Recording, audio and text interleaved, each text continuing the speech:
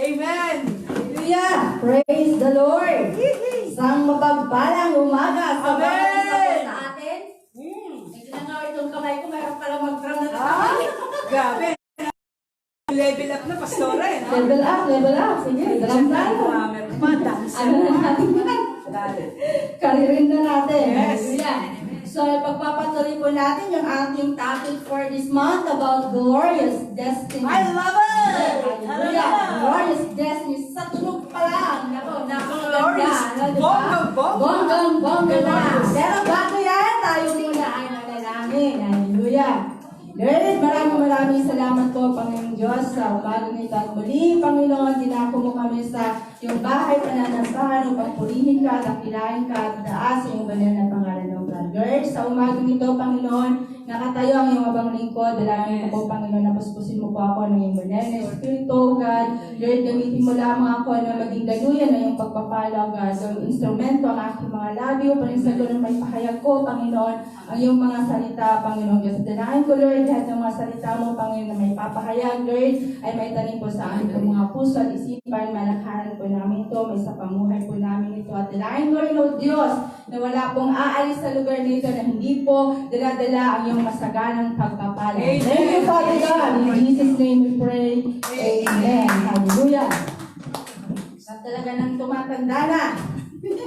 Hallelujah. Praise God. So last week, ay sinumulan na po ni Pastora about po sa topic po natin na glorious destiny at kanya pong tinapik yung kung know your identity to your glorious destiny. At yun po ay yung buhay po ni Gideon. Kung napakinggan niyo po yung mensahe nito na tinawag po ng Diyos na mighty warriors or a man of valor. Yun yung tawag kay Gideon, yung kanyang destiny. So ngayon naman po, ang tema ko po ay pinamagatan ko pong cooperate with God's purpose to your glorious destiny. So sabi, makiisa ka, makisama sa layunin ng Diyos para sa iyong maluwalhating hangganan or sa maluwalhating kinabukasan. At ang text ko po ay matatagpuan po natin, favorite verse ng mga believers, Jeremiah 29 verse 11. Hallelujah. And sabi doon, mga Kristiyano. Sabi dito, for I know the plans I have for you, declares the Lord. Plans to prosper you and not to harm you. Plans to give you hope and a future. Yan po sa NIV. Pero sabi po sa King James Version, dun sa last verse, to give you unexpected end. O, di ba napakaganda? So, I will define glorious destiny from this text na yung glorious destiny is a future, a hope, and an expected end. Hallelujah. Oh, Sir Michelle, andito si Sir Michelle. So, kung bumulay-bulayin po natin, ito pong Jeremiah 29:11 ay napakaganda po talaga yung iniisip ng Diyos, yung plano niya po sa atin. Wala po siyang masamang iniisip o masamang plano sa bawat isa sa atin, kundi pawang magaganda lang yung iniisip ng Diyos at plano ng Diyos sa atin. Na dapat po natin itong panindigan, dapat po natin itong paniwalaan, yung mga katotohanan na nasa panig po natin ang ating pong Panginoong Diyos. Kakampi po natin siya sa pag-abot ng ating pong glorious destiny. Kakampi natin ang ating Panginoong Diyos. Sabi po sa Isaiah 55 verse 8 to 9. So, i-interpret niyo na lang kay Brother Robin. Isaiah 55 verse 8 to 9. Sabi po dito, wala na ka?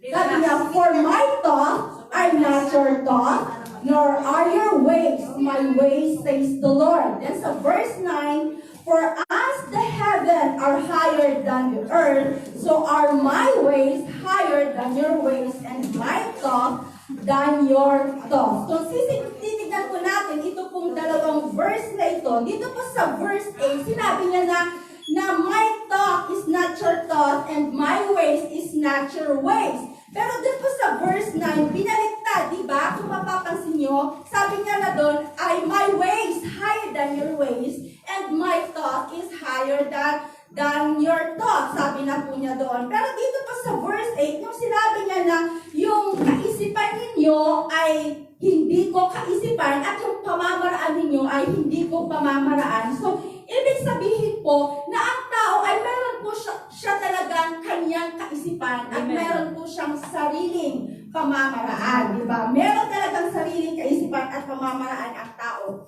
Kung tatanungin ko kayo ngayon kung ilang beses na kayong nabigo, siguro sasabihin ninyo maraming beses na kayong nabigo, maraming beses na kayong nag-fail. Maging ako man, masasabi ko sa inyo na maraming beses na akong nabigo, maraming beses na akong nag-fail when it comes to decision making. Talagang nag-fail tayo, nagkakamali tayo, at nakakalungkot kong isipin na yung pagkabigo natin ay hindi po muna natin isinangguni ang ating pong Panginoong Diyos. Kaya po tayo nagkakaroon ng kabiguan, di ba? Kaya nga naalala ko, Pastor, yung sa Bible study natin, yung Urim and Tumim, di ba? Kapag sila po ay sumasangguni sa Diyos, ginagamit nila yung Urim and Tumim. Yung po yung ginagamit ng mga Hebrew, ng mga Israelites, ng mga unang panahon. But I don't know kung hanggang ngayon ay gumagamit pa rin sila ng mga Urim and Tumim na yan. So, dahil po sa pagkabigo na yan, dahil nga po sabi ko sa inyo na hindi natin sinangguni ang Diyos, pero kapag po sinangguni natin ang Diyos, no, akala natin,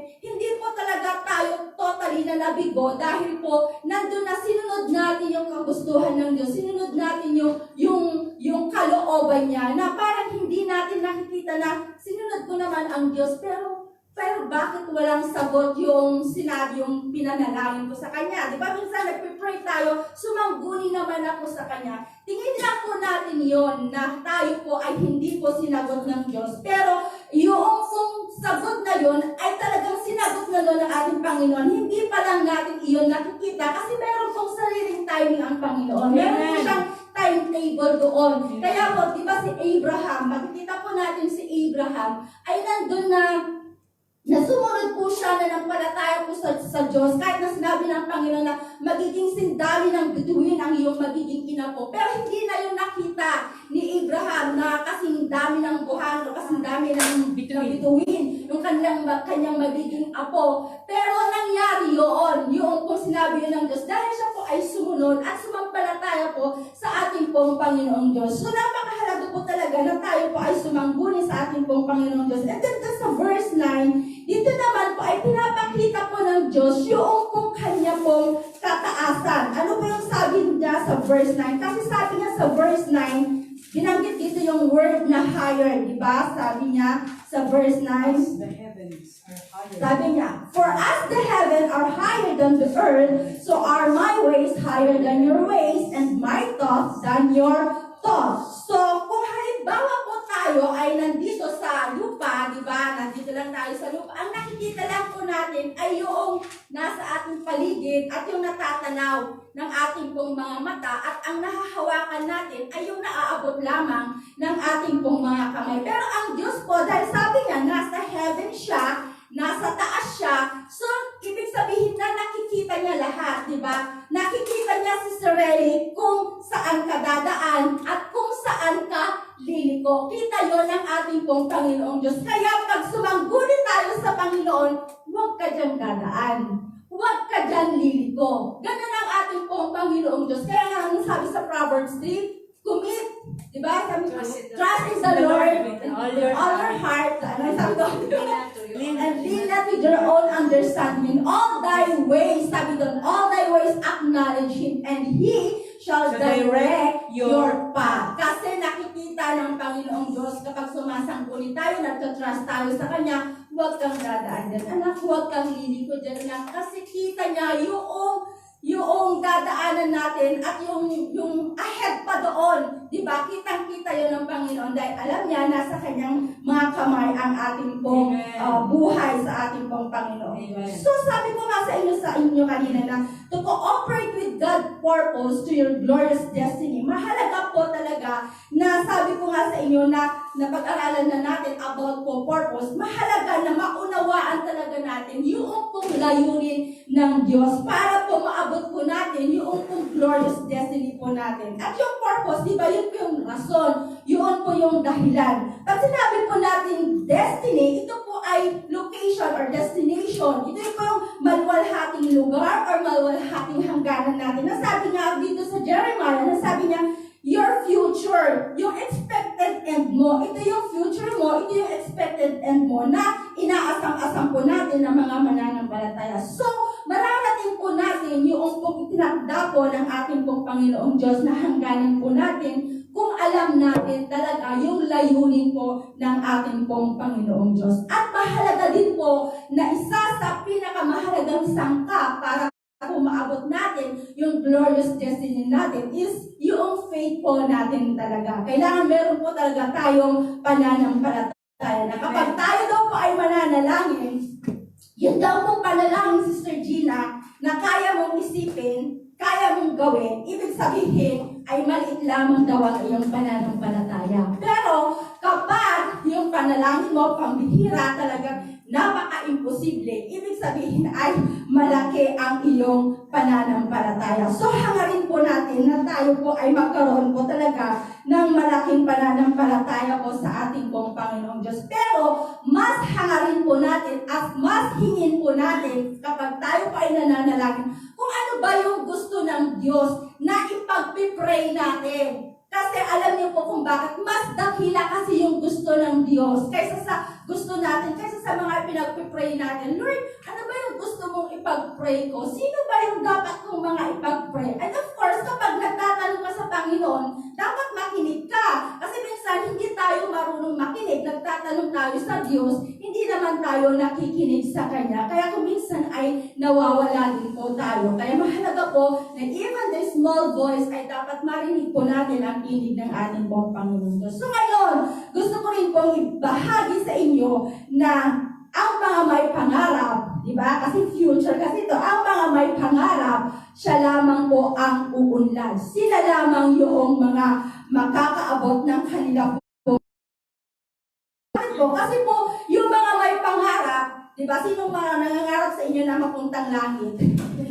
Lahat naman siguro tayo ay nangangarap na makapunta ng langit. At wala naman po siguro sa atin na gustong mapunta po ng impyerno. Bakit po yung mga may pangarap? Ang sila lamang po ang uunlad, sila lamang po ang makakaabot ng kanila pong glorious destiny. Dahil po sila po ay yung mga taong hindi po sumusuko. Hindi po sila tumitigil at hindi po sila nagpapapigil na abutin yung kanilang pangarap. Hindi sila tumitigil na abutin yung kanilang glorious destiny. Kung tayo nga, Sister Gina, mga magulang, nandito tayo, di ba? Dahil mayroon tayong gusto natin magkaroon ng magandang future, yung ating pong mga anak. Kaya hindi tayo nagpapapigil, hindi tayo sumusukat, hindi tayo tumitigil kahit na nahihirapan na tayo, di ba? Ang akala ng mga nasa Pilipinas, ang sarap-sarap ng buhay dito sa abroad. Pero marami tayong luha, kumbaga yung luha, drum-drum na siguro ang nailuha natin, di ba?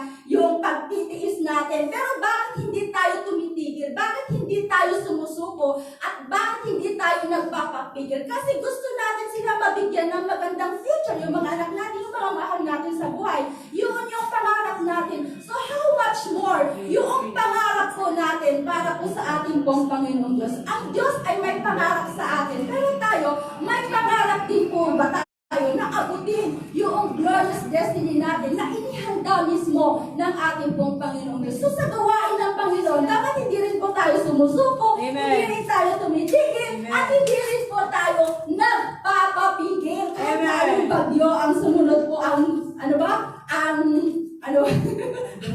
dumating sa atin, di ba? Dapat yun yung maging character po natin. Kaya sabi ko nga sa inyo, yung mga may pangarap, yun yung mga uulan, yun yung mga magkakarating. Kasi pangarap po, dream mo yun eh. Di ba yung nangangarap sa Sorelli? Yes. Gusto mo talagang abutin yun, yung dream na yun. So, naniniwala ako na dream din natin yung glorious destiny na ito, nai-imagine nyo yung glorious destiny na inihanda po ng ating pong Panginoong Diyos. At yung mga may pangarap, sabi ko nga sa inyo, sila din yung mga nagtitiwala sa mga bagay na hindi nila nakikita. Hindi mo pa kasi nakikita, dream mo pa lang yun. So, ibig sabihin, hindi mo pa siya nakikita kumbaga dun lang sa pangitain mo yan. Yung langit na pinapangarap natin na mapuntahan, hindi pa natin nakikita yung langit na yun. Kapag ikaw ay nasa labas at tumangala ka, yung langit na yun, hindi yun. Yung langit na pupuntahan natin, yun yung langit. Kasi may first heaven, second heaven, and third heaven. Yung first heaven, kung saan nandun yung mga ulap na sinasabi doon sa Genesis, sa book of Genesis. And then yung second heaven, na kung saan nandun yung mga stars, mga galaxy, mga sun, moon, yun yung mga heavenly bodies na yun nandun sa second heaven. But beyond that is yung third heaven na yun, yung pupuntahan po natin. Diba? Yun yung destination natin, yung glorious destiny natin na pupuntahan natin. At yun dapat yung siguro ini-aim natin, diba? Na makapunta po tayo ng langit. At yung mga may pangarap, sila din po ay sumasampalataya sa kanila pong naririnig. At kapag tayo po ay mayroong naririnig, magsanay po tayo ng may pananampalataya. Sabi nga nila, pastor, lagi nga sinasabi, exercise your faith. Kaya mahalaga na ini-exercise po natin yung ating pong, yung faith po natin. Dahil po, paano po natin i-exercise yung ating pong faith? Si Sir Gina, paano natin i-exercise yung faith natin?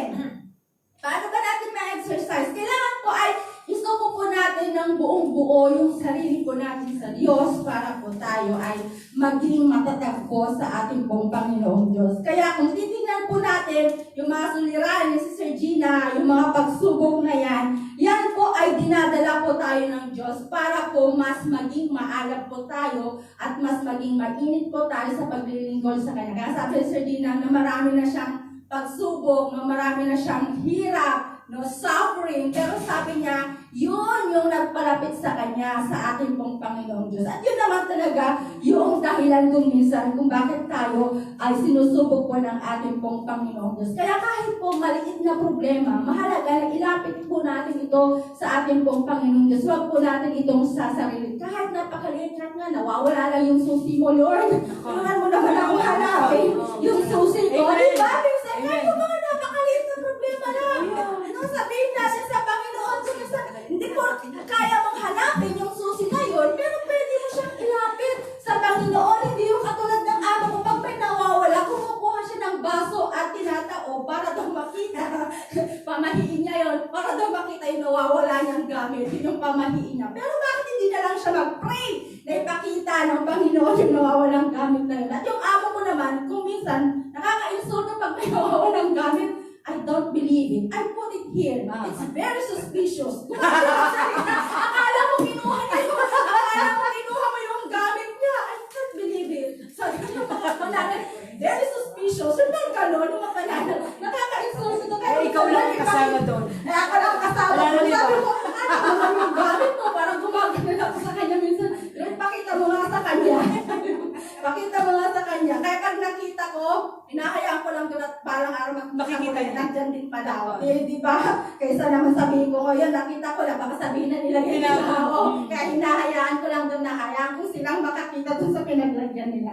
So kahit na maliit na problema ay sabihin po natin sa Diyos. Isang po natin sa ating pong Panginoong Diyos. So nasaan na ako?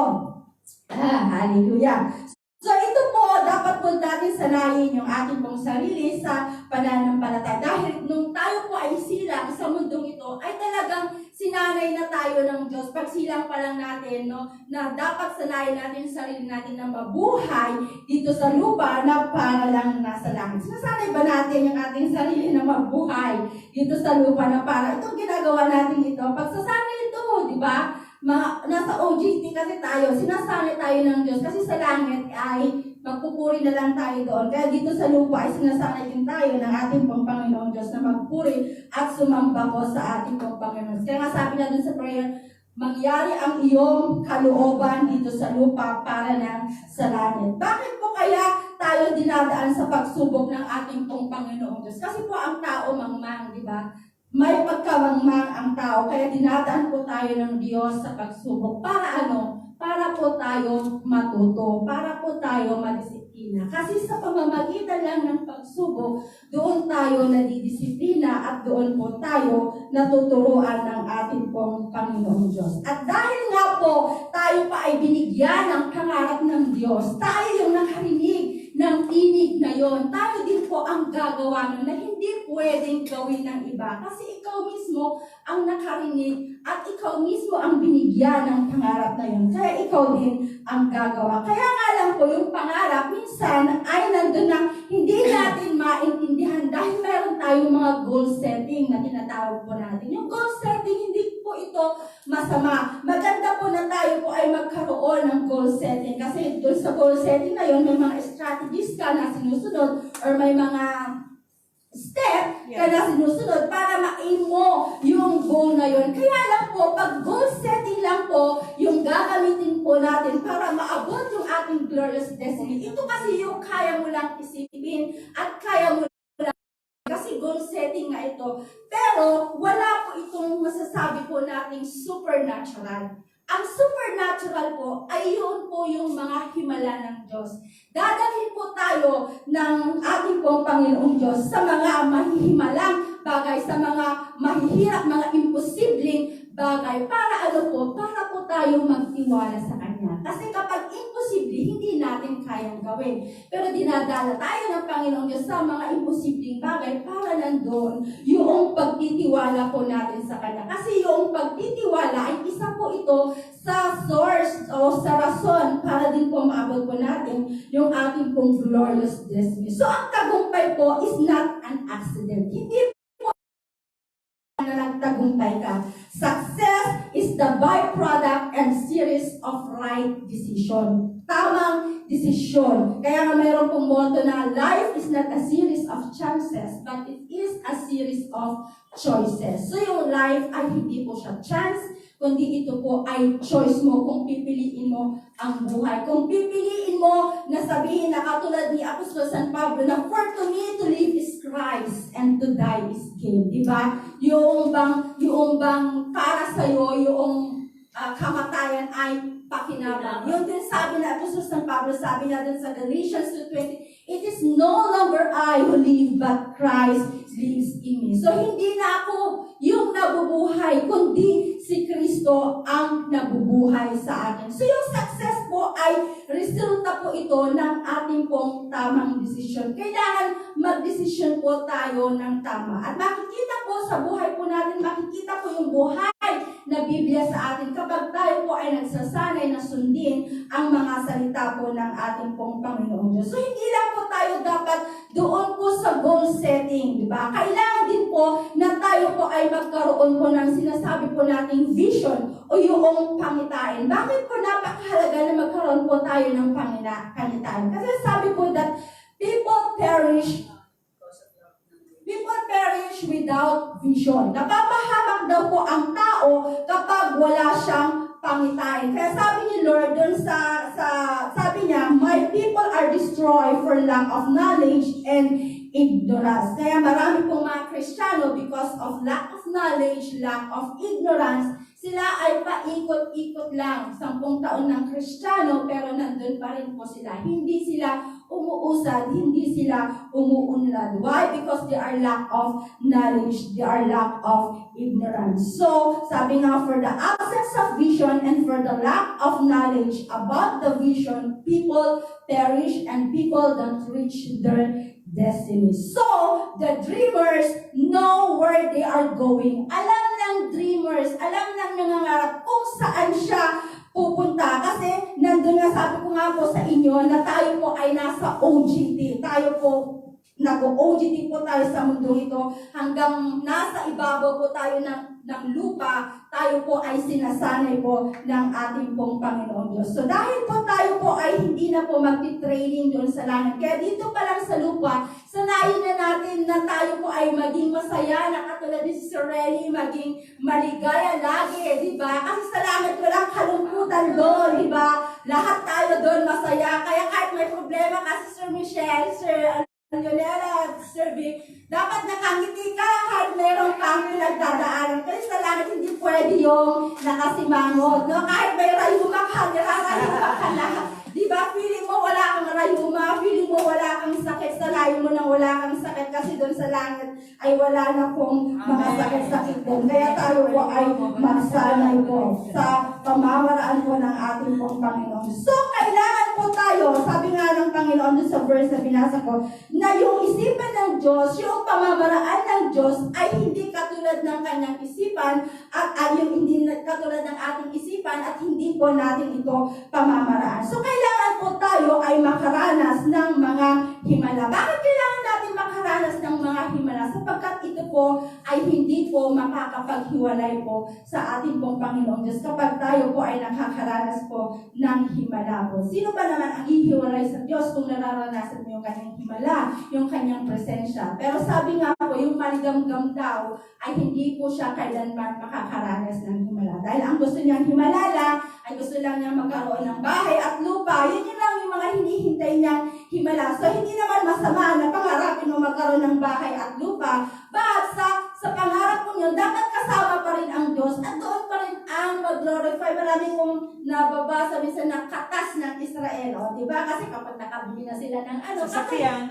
kabili na sila ng sasakyan, katas ng Israel, yung mga ganyan. Pero hindi naman ang source talaga noon ay ang Panginoon pa rin yun. At dapat siya pa rin ang nag-glorify mo, hindi yung bansang Israel, kundi ang ating pong Panginoong Diyos. So sabi ko nga sa inyo, na kapag may himala, tayo po ay hindi po nawawalay sa ating pong Panginoong Diyos. At nandun po na yung mga may pangarap, sila po ay nagtatagumpay sapagkat sila po ay masaya sa kanilang ginagawa. Diba? Masaya ka kapag may pangarap ka, kahit na nahihirapan ka, masaya ka ginagawa, kahit na ang hirap-hirap yung gawain na yun, masaya ka because you want to reach your destiny. At magkaroon din sa gawain ng Panginoon. Masaya ba kayo sa ginagawa natin sa Panginoon? Diba? Dapat masaya tayo, diba? Kapag masaya tayo, hindi tayo nabibigatan. Kasi may mga gumagawa na nabibigatan sila sa kanilang ginagawa. Hindi ka masaya pag gano'n ka, nabibigatan ka.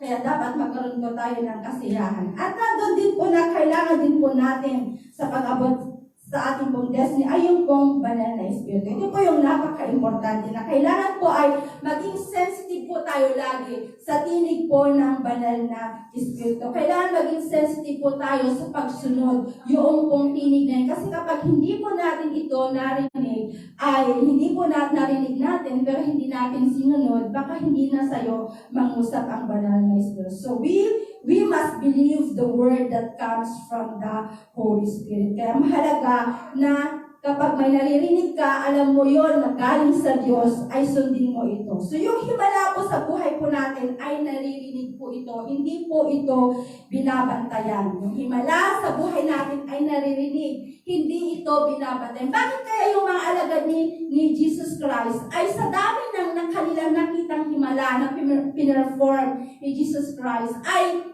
humiwalay pa rin sila. Iniwan pa rin nila ang ating pong Panginoong Diyos. Diba? Nung hulihin na siya, iniwan na siya. Samantalang nakita ng kanilang mga mata yung ginawang pinurform ng Lord na mga himala. Kasi po visual lang po yung kanila pong nakita. Pero kapag po galing sa kalooban, yung mga himala na yun ay hindi po tayo, ibig sabihin, hindi po tayo mag-iiwan sa Panginoong Diyos kapag ito po ay galing po sa kalooban po natin. Kaya nga noong umakyat sa langit ang ating pong Panginoong Diyos at kumaba na ang banal na espiritu sa kanila, nandun na sila mismo na yung mga alagad na mismo yung gumawa ng mga himala na sa pamamagitan ng banal na espiritu, sila na ay nakapagpapagaling, yung mga lumpo napapagaling na nila, di ba? So dito ay kahit na kung titignan natin yung buhay ng mga alagad ng Panginoon, dumating sa point na hindi na nila kailanman hiniwalayan ang Panginoong Diyos kahit na buhay nila yung kapalit. Diba? Kung babasahin natin yung kung mga naging buhay ng kanya pong mga alagad ay talagang may pinugutan ng ulo, talagang may binalatan ng buhay because nandun na yung himala sa buhay nila ay nanggaling na mismo sa kanilang kalooban at sila na mismo nakatuwang banal na espiritu na nag-perform yun. So yung himala po natin ay nangyayari po yan 24/7. Hindi lang po natin ito talaga napapansin or nabibigyan pansin itong mga himalang ito. Yung pagkagising natin si Sir Ray kanina, himala, di ba? Yes. Himala yun! Kasi marami pong natutulog na hindi na nagigising. Yung nakakain ka kanina ng agahan, himala yun kasi marami ang hindi nakakakain. Yung lang malibre ka si Sir Michelle ng pamasahin na 10 shekel. Di ba? Himala din yun ng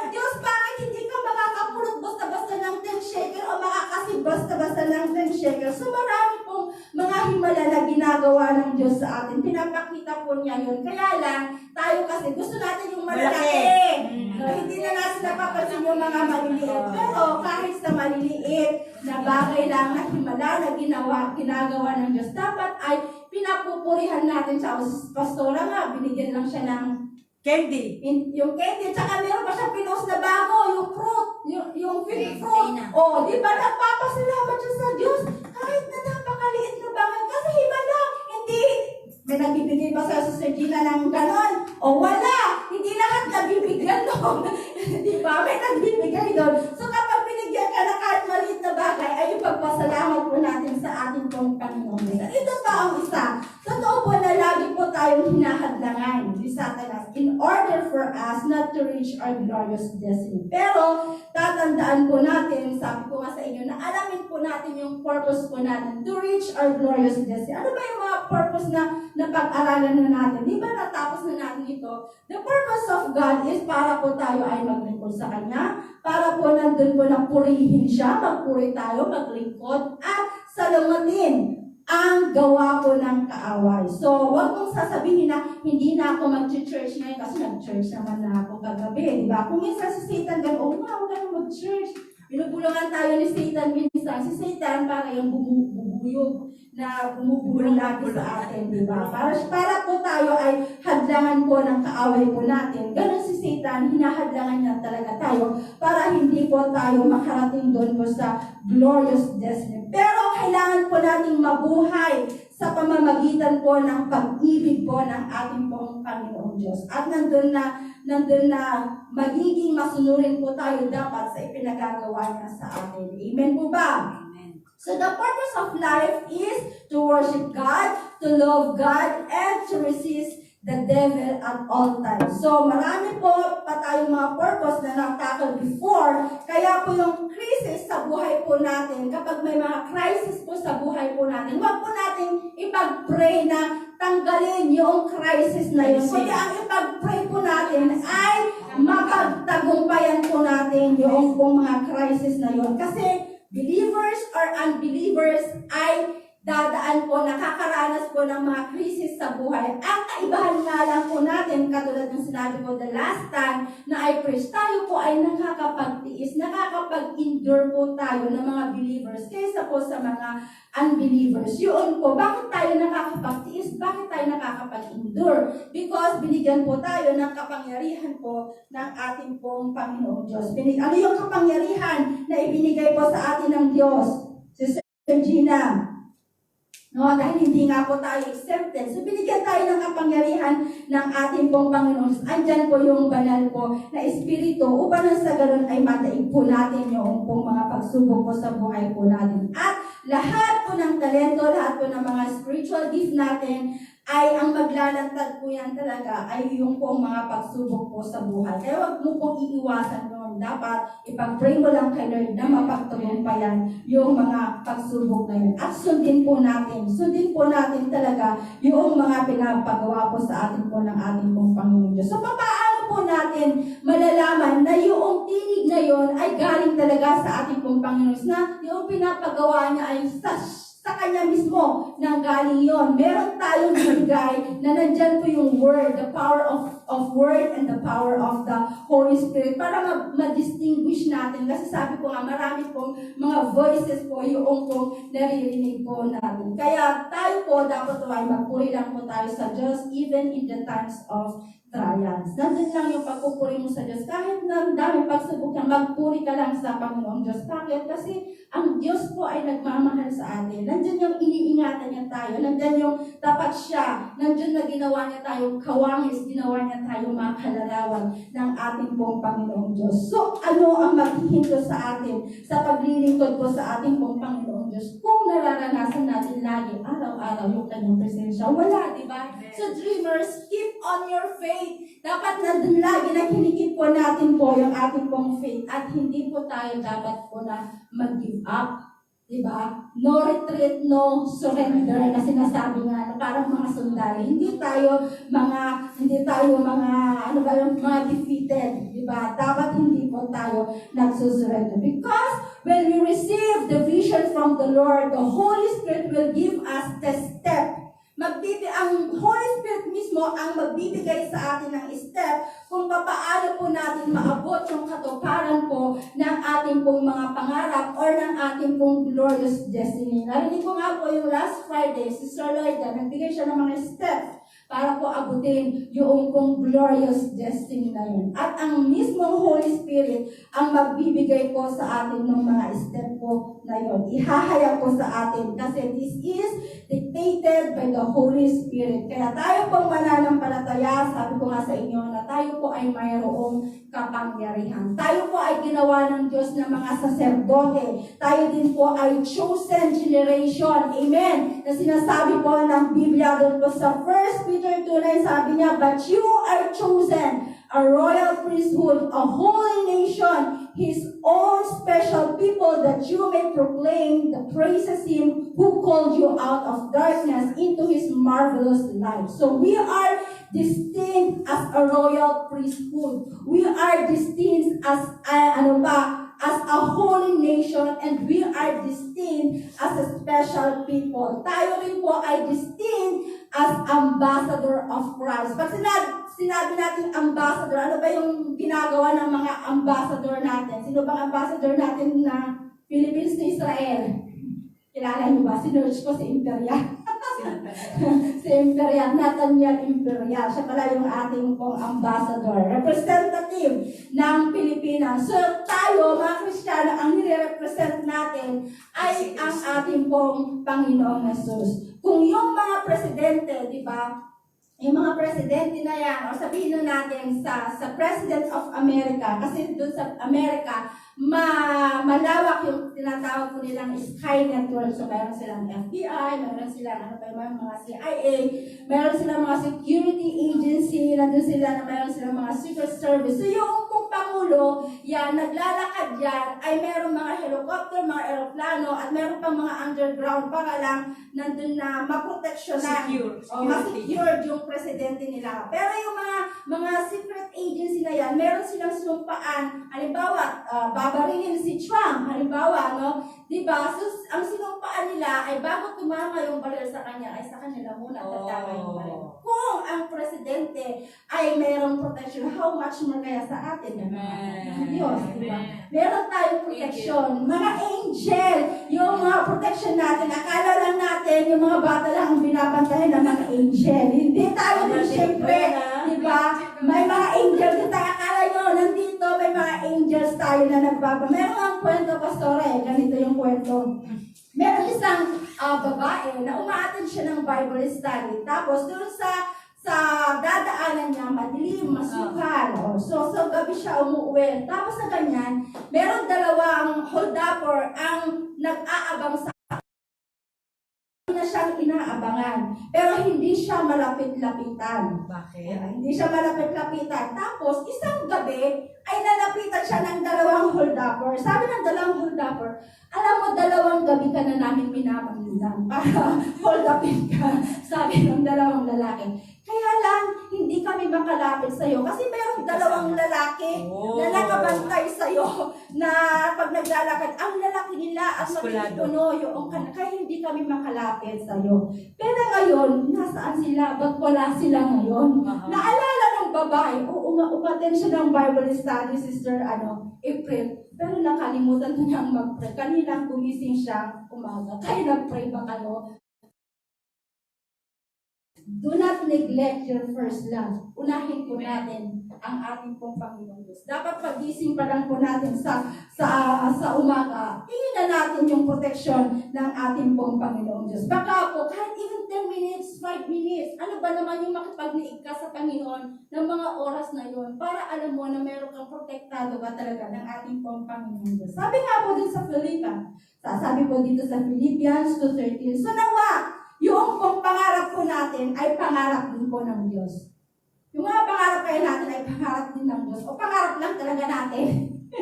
Yung gusto lang talaga natin. Nawa, yung pangarap po natin ay pangarap din po ng Diyos. Sabi po sa Philippians 2:13, for it is God who work in you both to will and to do for His good pleasure. So yung pangarap pala ay good pleasure po ito sa ating pong Panginoong Diyos. Ito po pala ay nagbibigay ng kasiyahan po sa ating pong Panginoong Diyos. Kaya kapag tayo po ay nilagyan ng pangarap ng Diyos, tayo po ay binigyan niya po ng vision, ay nandun po na dapat po ay, ano po dito, yung pangarap na yun ay isasagawa po niya. And when the supernatural begins to flow in our life, the supernatural glorious destiny cannot be far behind us. So hindi raw po mahihiwalay talaga yung pong glorious destiny po natin kapag yung supernatural na ay nag-umpisa na po, nag-flow na po sa ating pong buhay. Kaya kapag tayo po, sabi ko nga sa inyo, binigyan ng pangarap po ng ating pong Panginoong Diyos, ay nandun din po na tayo po ay binigyan po ng kapangyarihan ng Diyos para maganap, para matupad yung mga pangarap na yun. Kaya huwag po tayong titigil. Sabi ko nga sa inyo, huwag po tayong papipigil at huwag po tayong susuko para abutin hanggang maabot natin yung glorious destiny natin, yung future po natin na inihanda po ng ating pong Panginoon. Dahil sabi niya, siya ang nagsimula ng magandang gawain, siya din ang magtatapos nito. And Jesus is the author and the finisher of our faith. Kaya hindi po tayo dapat na madaig o matalo po ng ating pong kaaway. Dahil po si Jesus mismo ang naglagay po ng pananalig po sa atin para po dalhin po tayo doon po sa ating pong glorious destiny. Pero bakit po kaya na yung pong mga Kristiyano ay hindi naririnig ang tinig ng banal na Espiritu? Bakit karamihan sa mga Kristiyano, yung naririnig nila ay tinig ng kawalan, tinig ng kakapusan, tinig ng sama ng loob? Kung minsan yun lang yung pong naririnig po natin. Kaya po kapag yun yung naririnig po natin, yung mga Kristiyano, sila po ay nagiging lampa. Dahil yun yung mas nananaig sa kanila, yung tinig ng kawalan na walang ganito, walang ganyan, tinig ng kakulangan. So yun yung mga nagpapalampas sa kanila, yun yung mga nagpapahina sa kanila. So the intention of God is to make sure that we will reach our glorious destiny, and we believe that the intention of God is His plan. Sabi ko dito, if we believe the plan of God, tayo po ay magtatagumpay po talaga at maaabot po natin yung pangarap na yun, yung pong destiny po na atin. So sabi ko nga kanina, is to cooperate. How to reach our destiny? First is to cooperate with faith. Kailangan po natin yung pong pananampalataya po natin and cooperate with our dreams, with our vision na ibinigay po ng Panginoong Diyos. At pag yung pong mga spiritual blessings po na ito na sinasabi, ay malawak po yung spiritual blessings. Hindi po natin ito kayang hawakan, hindi po natin kayang itong isipin. Pero doon po sa pag-abot din po ng ating pong glorious destiny, meron pong tatlong tao para po maabot po natin yung destiny po na yun. Una po, ako, ikaw, tayo mismo, yung pong mag-aabot or gagawa noong pong glorious destiny natin para po maabot po. Kailangan tayo gumawa. Pangalawa po, ay meron po inihanda ang Panginoon. Somebody will be prepared by God na ito po ay para tulungan po tayo na maabot yung glorious destiny natin. Like for example, si Ruth. Paano niya naabot yung kanyang glorious destiny na maging grand or great-great-grand mother ni David? Di ba siya yung great-great-grandmother?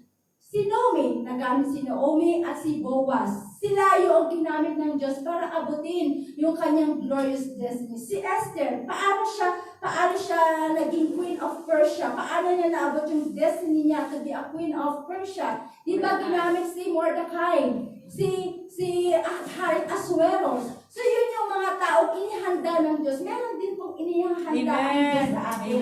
Para maabot po natin yung pong glorious destiny po natin. At sabi ko nga din po sa inyo, ay yung pong Holy Spirit, yung pong gabay ng Holy Spirit. Wala po, hindi po dapat yun natin pipighatiin ang banal na Espiritu. Paano po ba natin napipighati ang banal na Espiritu?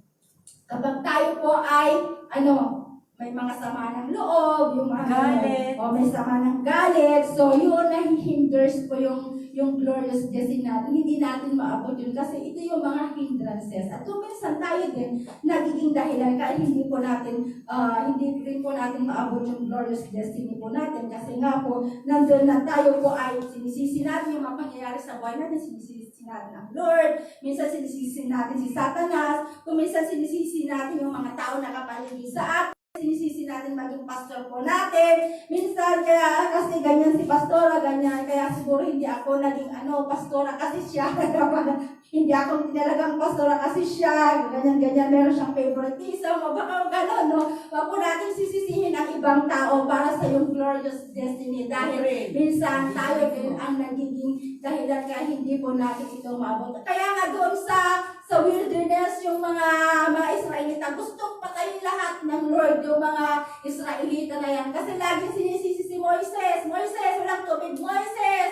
Sabi na naman sila lagi, walang pagkain, Moises! So sinisisi lagi si Moises kapag walang sila. Tayo din minsan nagsisisi tayo, kaya si Lord gusto silang patayin lahat. Pero sabi ni Moises, Lord, huwag mo silang patayin. No? Tanggalin mo na lang yung pangalan ko sa aklat ng buhay, huwag mo lang silang patayin. So, ganun kabuti yung mga lingkod ng Diyos. Kaya yung mga lingkod ng Diyos, wag po natin yung sisisihin, mga lingkod ng Diyos sa mga failure po natin. Minsan ay kagagawan din po natin. Kaya hindi natin naabot yung glorious destiny. At ang parte ng Diyos ay lalagyan nga po tayo ng hangarin at yung banal na espiritu, yun po yung magbubunsod sa atin na gawin. Yung inilagay mismo ng Diyos na pangarap po natin na mithiin natin. At sabi nga ng Panginoon na bago pa tayo ipaglihi, before the foundation of the world, ay nandun na tayo po ay tinalaga na ng ating pong Panginoon Diyos. Di ba sabi nga kanina doon sa verse na, my ways higher than your ways, my thought higher than your thought. Kaya sabi po doon sa Ephesians 1:4, just as He chose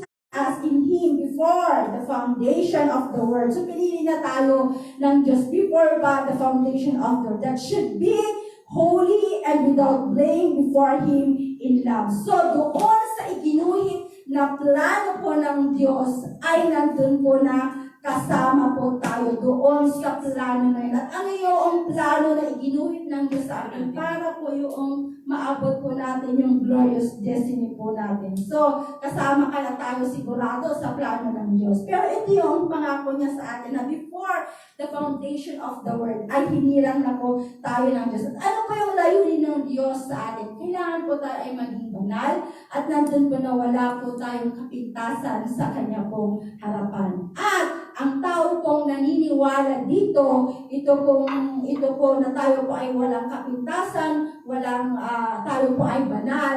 Kailangan po ang maging buhay po natin ay panghawakan din po natin ang sinasabi doon sa Ecclesiastes verse 9 to 10. Sabi niya, whatever your hand find to do, do it with your might. Sabi niya, for this is no work or device or knowledge or wisdom in the grave where you're going. So sabi niya, do it with your might. Lahat daw po ng ginagawa po natin ay gawin po natin ito ng buong lakas. So kung meron kang pangarap, gawin mo ito ng buong lakas. Kung meron kang pangarap sa Diyos, yung mga pinagagawa ng Diyos sa iyo, gawin mo ito ng buong lakas. Pag sinabing mag-worship ka, mag-worship talaga tayo. Pag sinabing mag-Bible study talaga tayo. Prayer meeting, no? Thank God, marami talagang nagkukumit doon sa prayer meeting natin. Hindi po siya madali na mag-prayer and fasting ka, no? Salamat sa Diyos. At kahit kailan, hindi po napatid yung 24/7 na prayer and fasting po natin. At marami po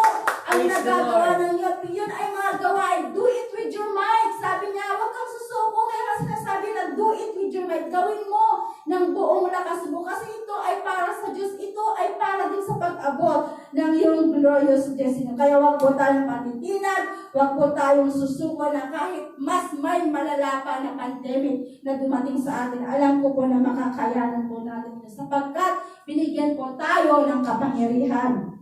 ng ating pong Panginoong Diyos. So ulitin ko po, 3% that will make miracle to reach our destiny. Sabi ko nga, ikaw, ako at tayo. May mga taong gagamitin ng Diyos at nandun po yung banal po na Espiritu. Dahil yung banal na Espiritu, siya po yung mag-uudyog sa atin. Talagang yuyugyugin tayo na sasabihan, never give up. Sabi niya, sasabihin niya ganyan, keep your faith. So behind the scene, talaga pong kumikilos po ang banal na Espiritu sa ating pong buhay. Kaya po tayo, doon po sabi po doon sa Romans 8:29, bago pa tayo likhain, ay meron na po tayong lugar. Sabi po dito, for when the foreknew, He also predestined to be conformed to the image of the Son that He might be the firstborn among many brethren. So what is our destination na sinasabi po dito po sa verse na ito? Ano ba yung sinasabi ng destination dito ng ating pong Panginoong Diyos? Sabi niya, to be conformed to the image of God. Kailangan mag-conform tayo sa image po ng ating pong Panginoong Diyos. And what is the purpose of God for us? The purpose of God for us is to believe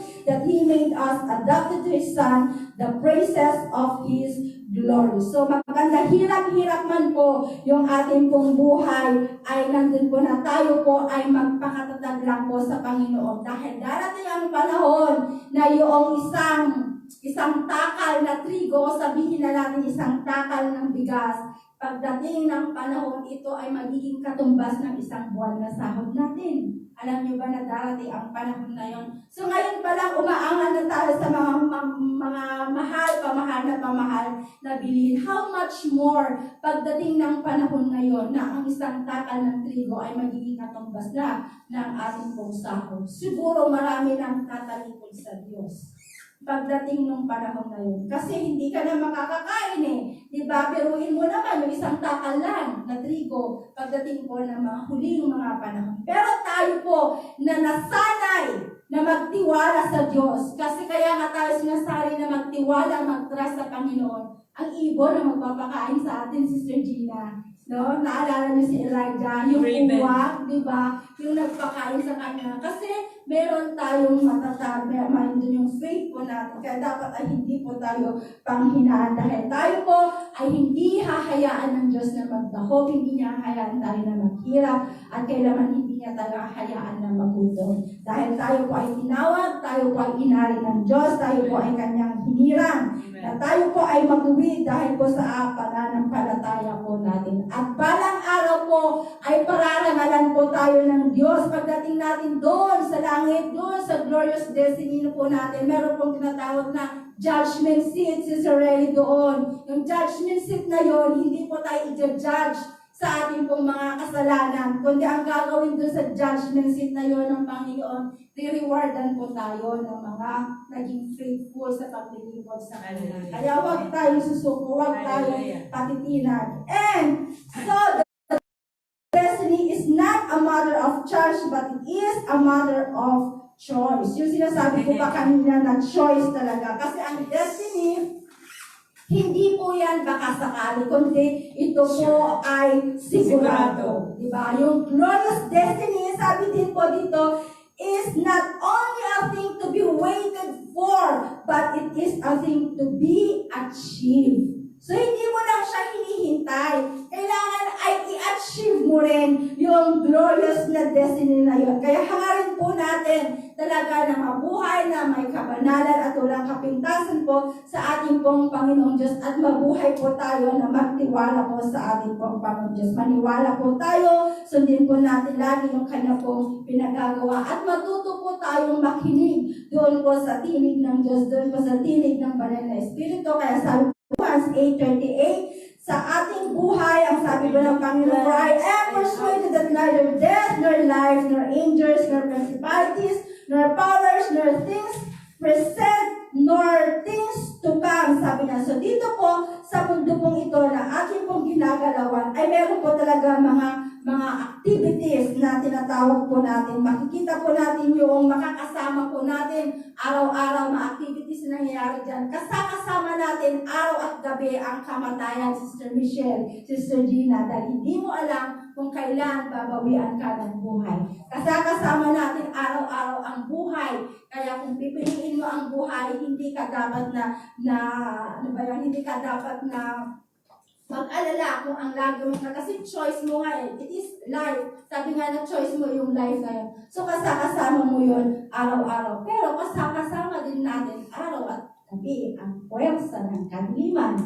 Araw at gabi yan. Kaya kailangan tayo po ay maging matatag. So yung purpose po natin para po tayo ay maging matatag, lagi po natin tatandaan, is to believe Jesus, always worship Jesus, always serve Jesus, and always resist Satan. Kaya dapat lagi po natin nire-resist talaga yung si Satan na never po tayo makipag-conversation sa kanya. Kasi kapag tayo po ay nakipag-conversation sa kanya, ay nandun po na tayo po ay magiging talunan. And so, Romans 8:39 sabi, nor height, nor depth, nor any other created thing shall be able to separate from the love of God, which is in Christ Jesus our Lord. So, wala po makapaghihiwalay po sa atin sa pag-ibig po ng ating pong Panginoon Diyos. So, as my conclusion, sabi ko nga po sa inyo that God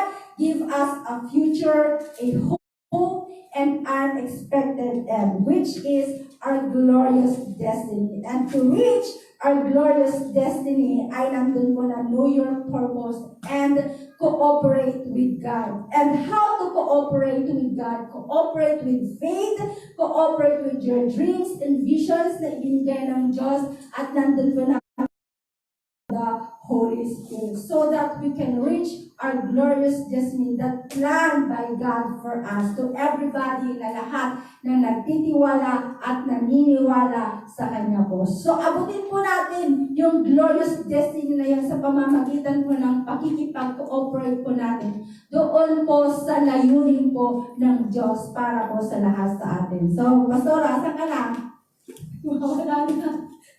Wala na si Pastora. Hallelujah. Praise the Lord. So, may kausap po si Pastora. Hiniling ko po ang lahat na tayo pa ay tumayo. Praise the Lord. Lord, maraming salamat po, Panginoon Diyos, sa umaga dito. Salamat po sa mga salita mo, hinahayag o nanatilahin ko, Panginoon. Napagpalain mo po ang mga ito na mga salita mo, Lord, ay puso po namin, Lord, hindi po namin ito makakalimutan. Upang sa ganun, Panginoon, maabot po talaga namin yung aming pong glorious destiny. Lord, napakaganda. Hindi po namin ito ma-imagine kung gaano kaganda yung inihanda mo para sa amin. Yung lugar na inihanda mo sa amin, O God. Lord, hindi namin kayang makita o kayang maabot, Lord. Ngunit sa pamamagitan, Panginoon, na binibigay mo sa amin ng mga pangitain, ng mga vision, O God, pinapakita mo ito sa amin kung gaano ito kaganda. At nawa, Panginoong Diyos, yun yung pakanasahin po namin, O God. Kung yung mga bagay na dinanasan namin dito sa lupa na magkaroon kami ng mga material na bagay, Lord, ito ay pagsamantala lang, O God. Pero kung ang nanasahin namin ay yung mga bagay na nasa langit, yung mga bagay na inihanda mo sa amin, Lord, napakasarap, Panginoong Diyos, dahil yun ay pangwalang hanggan, Panginoon, at hindi ito mawawala, O God. Lord, lahat ng bagay na naipupunta namin dito sa mundong ito, Lord, iiwan din po namin, O God. Pero kapag kami, Panginoon, yung inihanda mo para sa amin, Lord, at ito po yung pag-iin po namin to reach that destiny, O God. Alam ko, Panginoon, na doon makakasama ka po namin ng mukhaan, O God, makakapiling ka po namin, at yung presensya mo, Panginoong Diyos, ay mananatili po sa amin po mga buhay. And we thank you, Panginoong Diyos, nawa ang bawat isa po sa amin, Lord, nandun, Panginoon, na maki-operate kami, Lord, doon po sa layunin po ninyo sa amin, O God. Lord, malaman po namin yung mga layunin nito, Panginoon, ay tawag sa mga kabutihan ng po namin. Dahil sinabi mo nga, Panginoon, sa Jeremiah 20:11, Lord, na napakaganda yung mga iniisip mo sa amin, yung mga plano mo sa amin, Lord, yung future po namin, Lord. Ito yung mga plano inihanda mo sa amin. Ito yung future na inihanda mo sa amin, Lord, na maabot po namin ito pong glorious destiny po namin. And we thank you, Panginoong Diyos, dahil ikaw din mismo ang nagbibigay sa amin ng kalakasan para maabot ito, Panginoon. Nandiyan ang iyong banal na Espiritu, Panginoong Diyos, na siyang gagabay sa amin, na siyang magbibigay sa amin ng mga steps, Panginoong Diyos, para abutin po ito. At nawa, Panginoon, ano man pong gawa ng kaaway, Panginoon, alam ko po na nandiyan lagi yung forces po ng kaaway, O God. But Lord, hindi niya kami makakadlangan. O God. Sapagkat, Lord, alam ko, Panginoon, na iingatan mo kami dahil sa iyong dakilang pag-ibig, O God. We thank you, Father God, at sa aming pong paghihiwa-hiwalay sa umagang ito, Panginoon Diyos. Inaangkin na po namin, O God, yung aming pong glorious destiny, O Lord. Hallelujah. Salamat, Lord. We thank you for that, O God, na napakaganda, Panginoon, yung pagkakaloob mo sa bawat isa sa amin na nananalig at nananampalataya sa inyo, Lord. Thank you, God. In Jesus' name I pray. Amen. Hallelujah. Praise the Lord.